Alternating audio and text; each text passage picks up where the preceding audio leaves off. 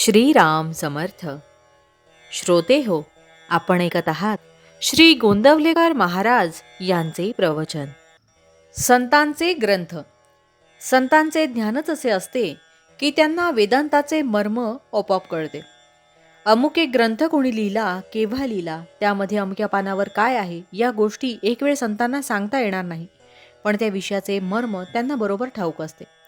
आपण पोथीतले नुसते शब्द तेवढे वाचतो, त्यांचा अर्थ संतांच्या कृपे वाचून कळणे कठीण आहे. बापाचा निरोप लहान मूल आईला आपल्या बोबड्या शब्दात आणि स्वतःला कळला असेल तसा सांगत असते. तितपतच पोथीतल्या शब्दांचा अर्थ आज आपल्याला सांगता येईल. संतांनी ग्रंथ लिहिले याचे कारण, ज्यांना बुद्धीने खात्री करून घ्यायची आहे त्यांनी ती करून घ्यावी आणि परमार्थ करावा. संतांच्या वचनाचा ओढून ताणून अर्थ करू नये, त्याचा सरळ अर्थ घ्यावा. ग्रंथ वाचित असताना आपली मते बाजूला ठेवावी. एका अक्षरावर दुसरे अक्षर लिहिले तर पहिले दिसत नाही आणि समजत नाही, म्हणून शुद्ध मनाने ग्रंथ वाचावा. आपल्या वडिलांचे पत्र जर आपल्याला आले तर आपण त्यातले अक्षर ना अक्षर वाचतो. तसे ज्ञानेश्वरी, दासबोध हे ग्रंथ अगदी मनापासून वाचावे. पुष्कळ लोक जे पोथी ऐकायला जातात ते लोकांनी बरे म्हणावे यासाठी, किंवा करमत नाही यासाठी, किंवा इतर उद्योग नाहीत म्हणून जातात. असे करणे योग्य नाही. खरे म्हणजे संतांचे ग्रंथ वाचून स्वतःला काय करायला पाहिजे ते शोधून काढून तेवढे करणारे लोक थोडेच असतात. ते ग्रंथ वाचून त्यांचा अर्थ नीट समजणारे लोक त्यापेक्षा जास्त असतात.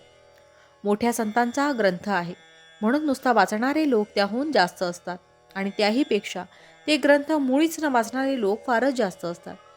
जगाच्या प्रवाहाच्या उलट जायला संतांजवळ शिकायचे असते. संतांना व्यवहारापुरतीच देहाची स्मृती असते. ते देहाला सावलीप्रमाणे मानतात. सावलीला दुःख झाले म्हणणे केव्हाही अयोग्यच. म्हणूनच संतांच्या मनावर सुखदुःखाचा परिणाम होत नाही. संतांकडे लोक कितीतरी कष्ट करतात आणि ते लोक यांच्या नात्यागोत्याचेही नसतात. संत त्यांना काही देत नसताना ते इतके कष्ट करतात. याचे कारण संतांचा त्यांच्याविषयी असणारा खरा आपलेपणा होय. संत एकांतात जातात याचे कारण असे की लोकांतात त्यांना भेटणारे निराळे असतात आणि एकांतात भेटणारे निराळे असतात. लोकांतात संतांची शांती बिघडते असे मुळीच नाही, पण एकांतात भेटणाऱ्यांना लोकांतात भेटता येत नाही, म्हणून ते एकांतात जातात. भावार्थ. कोणत्याही संतांचा ग्रंथ वाचताना तो कृतीत आणण्याकरिता आहे ही भावना ठेवून वाचावा. जानकी जीवन स्मरण जय जय राम. महारुद्र हनुमान की जय. समर्थ रामदास स्वामी महाराज की जय.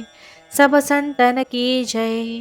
श्री अनंत कोटि ब्रह्मांड नायक राजाधिराज सच्चिदानंद सद्गुरु श्री ब्रह्म चैतन्य महाराज की जय. जय जय रघुवीर समर्थ. आता आपण 13 वेळा नामस्मरण करूया. श्रीराम जय राम जय जय राम. श्रीराम जय राम जय जय राम. श्रीराम जय राम जय जय राम. श्रीराम जय राम जय जय राम. श्रीराम जय राम जय जय राम. श्रीराम जय राम जय जय राम. श्रीराम जय राम जय जय राम. श्रीराम जय राम जय जय राम. श्रीराम जय राम जय जय राम. श्रीराम जय राम जय जय राम. श्रीराम जय राम जय जय राम. श्रीराम जय राम जय जय राम. श्रीराम जय राम जय जय राम. जय श्रीराम.